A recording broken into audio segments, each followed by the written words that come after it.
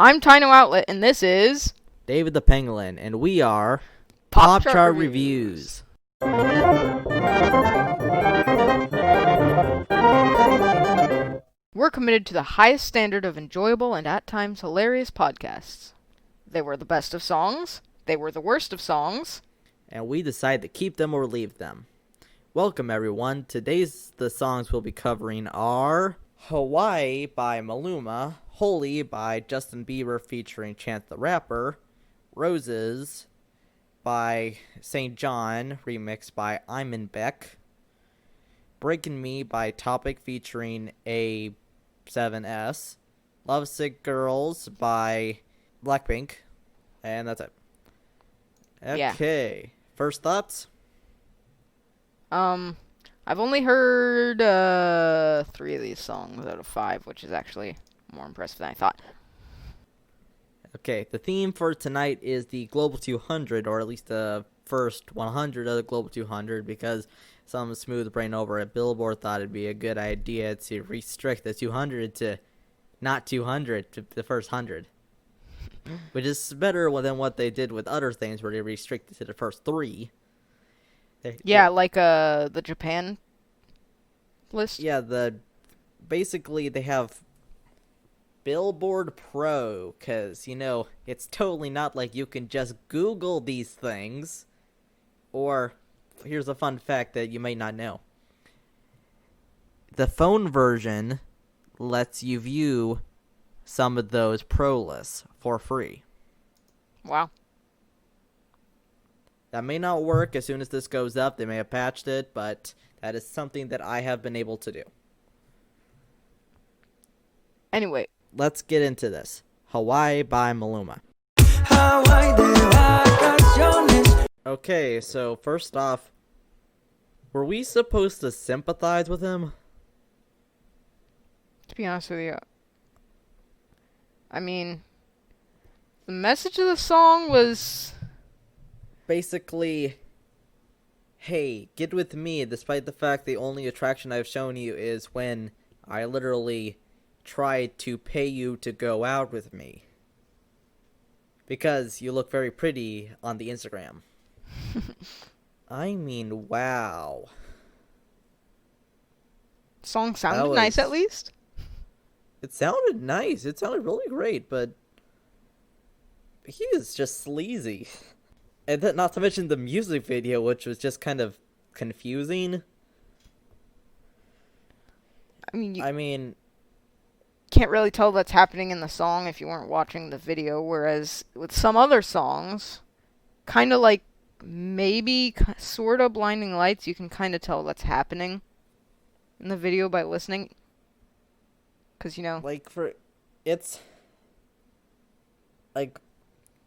it starts off with this couple fighting. One of them is Maluma. The other one's a very bad actress. We don't ever see her face. And then later on, it shows a different actress who's in a romantic relationship with Maluma. And he comes and crashes her wedding.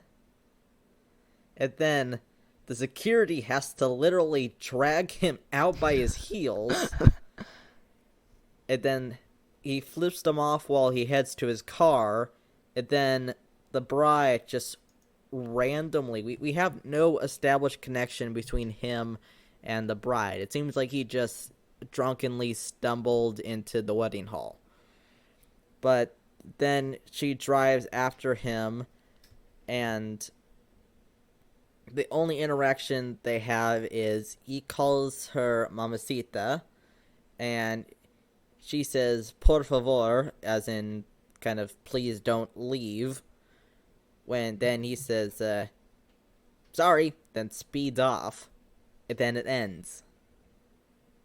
And then we saw more of the other couple that he was in, which was even more confusing. I'm kind of confused from the... Maybe something got lost in translation, but I doubt it. I mean, he is bilingual. He speaks very good English, so that's why he spoke a little bit of English in the video, but the song itself is sleazy. In the music video, he just seems to be stupid. So I don't know whether to keep or leave this one. It sounded nice. Sounded nice if you don't think about the lyrics, which is half the songs out there, though. True. But when we're getting down and analyzing everything, and you really think we're gonna keep a song like that?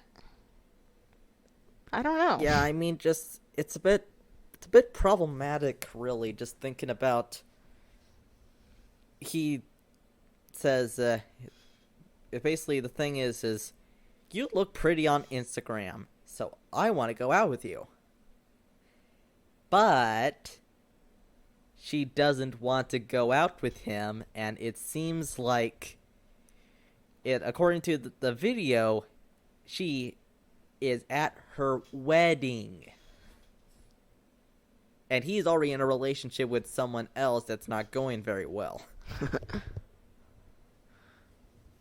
And then he, in the song, just randomly says these, like, offhanded comments. Like, one of them, the only one that's really sticking in my brain is, I know money can't buy love. Which means that he tried to pay her to love him. Maybe? Fool me, go on and fool me. Yeah. So leave? Yeah, leave. I wonder where this song is let's- mostly popular. I wish it would tell you that. Let's see, the next one is, the Biberones. Holy. And, oh dear, you chose the music video.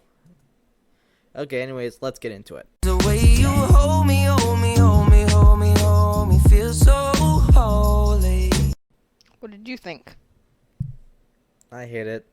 You hate it. Eats the burn. You hate it. Really? Okay, so to be clear, I actually watched the live stream when this first came out.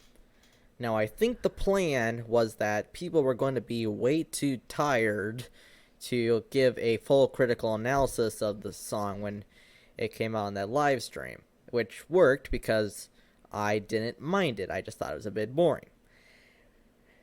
Well, now that it has sufficiently gotten played quite a lot on the radio when I'm going in between my jobs, because it's gotten to the point where I actually do have jobs, unlike the character Justin Bieber plays in this music video, because Justin Bieber is just an everyman like the rest of us. He totally doesn't live in a big mansion out of 5 that he owns. And he totally doesn't have a tattoo on his belly that calls him the Son of God. He totally didn't commit crimes 7 years ago in rapid succession of each other and do kind of a stint in an indictment, and he totally didn't write in Anne Frank's diary that, it's sad that she's dead. I bet she would have been a believer too. Because, he acts like he's just a common everyday man. You see the problem? Okay, yeah, that changed my perspective a little bit. I hear a lot about sinners. I don't think that I'll be a saint. You think? You're kind of past that point. You've committed sins, then you turned to Christianity, and now you've repented the sins. What more are you gonna do? And this song called Holy is a love song, which, last I checked, calling someone like Jesus or holy or God when they're not actually that is the little thing that the church like to call blasphemous. Like, for example, the way you hold me, hold me, hold me, hold me feels so holy, holy, holy on God. Run into the altar like a track star. Can't wait another second because the way you hold me, hold me, hold me, hold me feels so holy. And then he goes on this little tangent about they say we're too young and the pimps and the players say don't go crushing. Wise men say fools Russian. You know what I think of when I hear those lines? I hear pimps and the players, and all I can think of when the pimp's in the crib, ma, drop it like it's hot, drop it like it's hot, drop it like it's hot. When the pigs try to get at you, drop it like it's hot, drop it like it's hot. And then when I hear wise men say full Russian, the wise man built his house upon the rock. The wise man built his house upon the rock. The wise man built his house upon the rock, and the rains came tumbling down and hopefully killed Justin Bieber. Because apparently he's the fool in this scenario that has his Sticks house on the sand get washed away. So I'm gonna guess you're gonna say leave. Yeah, leave. Also, Chance the Rapper. His line made. Man, his lines what made, happened? His lines What made no happened sense. to you? Okay, so here's the thing: is both of these are happily married Christian men who do attend church and are very religious in real life. And when they were tasked with making a song, literally called "Holy," they didn't do anything with that. The most they did was the first step pleases the Father, and that's it. And then he just goes off like, I'm a believer, my heart is fleshy, life is short with a temper like Joe Pesci. Your name is catchy. Your name is But they catchy. And then cross tween Hesse hit the jet speed. When they get messy, go lefty like Lionel Messi. Let's take a trip and hit the best spots or rent a jet ski. I know all the spots that got the best weed. We going next week. I wanna honor you. Bridegroom, I'm my father's child. Father capitalized. I know when the son takes the first step, the father's proud. And then, I know he made you a snack like Oscar Proud. No. You know, this guy used to be clever and smart. Like, he would make, like, actual, like, in-depth things into his psyche and stuff like that. And I didn't listen to very much of that. But the stuff I did hear, like, he sounded like he was at least trying, except on all of his pop singles, which all coincidentally feature Justin Bieber. Really? Like, he's very successful, but, like, all of his quote-unquote pop songs all happen to involve Justin Bieber in some shape, way, or form, I believe. Like, he either wrote something or he produced it or something. But his only number one hit would be I'm the One with Justin Bieber, Quavo, Lil Wayne, and DJ Khaled. Which I don't remember actually how that goes. But I do remember that in that song, he goes off on a tangent about Netflix and cable. And Gucci belts. But, yeah, I'm a leave. Leave. Okay, let's go. I'm in the corner with your body screaming loud. Yeah,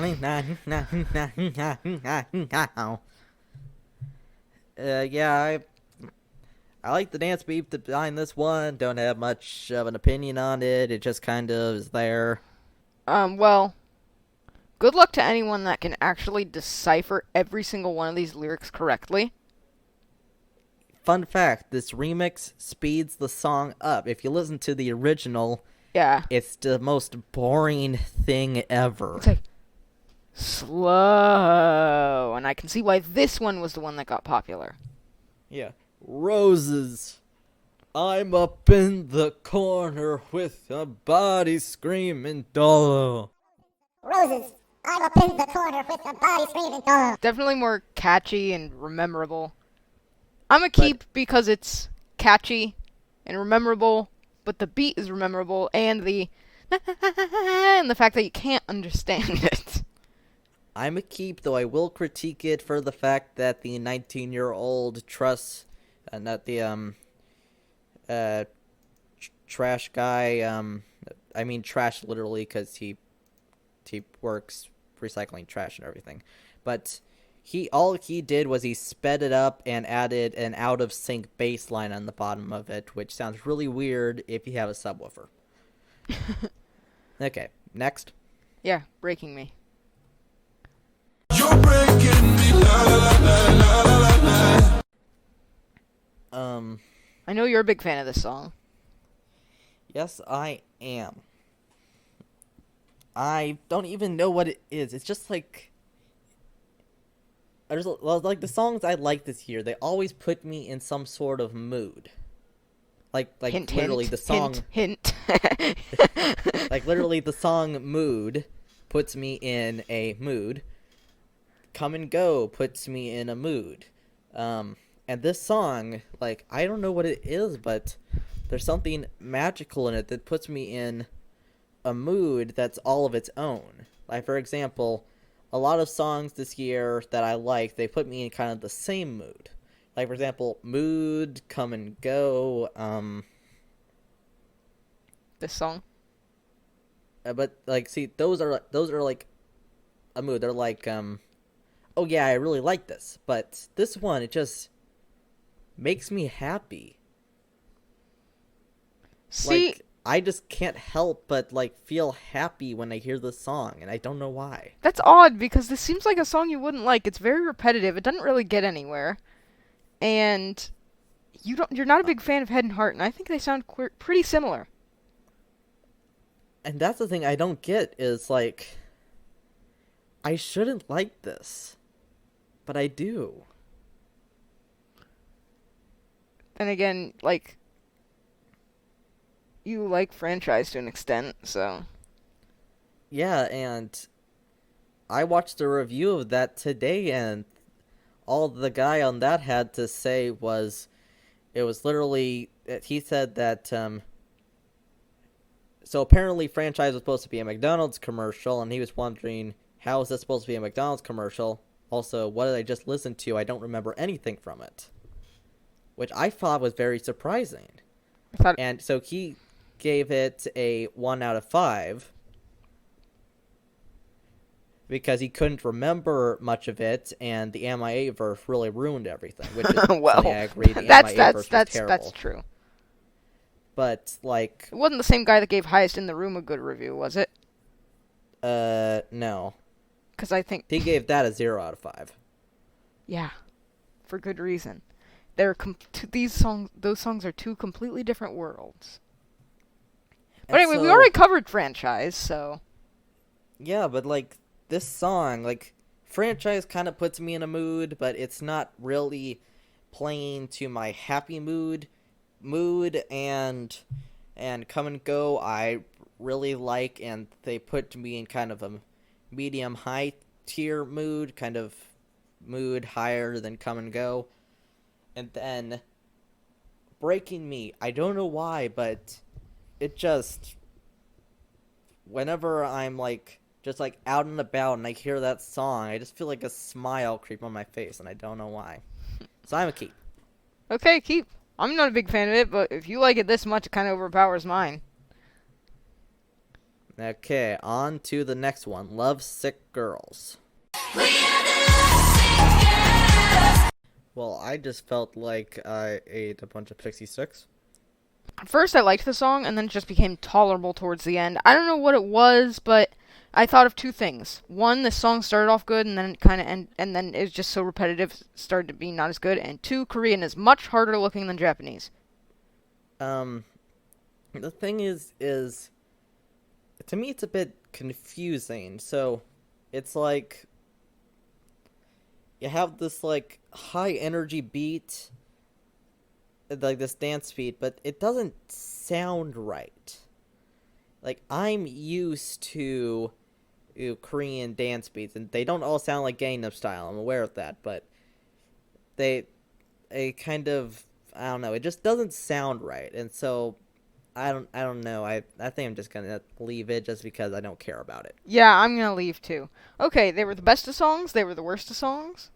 Yeah, we decide to keep them or leave them. Okay, the next scheduled podcast topic will be we're just gonna look at the next week's chart whenever it comes out. And Okay. thank you for your patronage. We know there's lots of other podcasts out there, and we're glad you chose ours.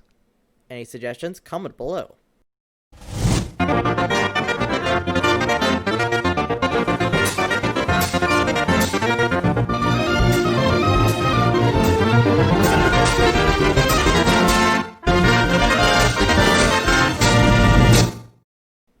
This was Pop Chart Reviews. I'm Tino Outlet. And I'm David the Pangolin. If you like anime and abridges, check out Dragon Ball Abridged. Stay tuned for the next episode, and we hope to see you there.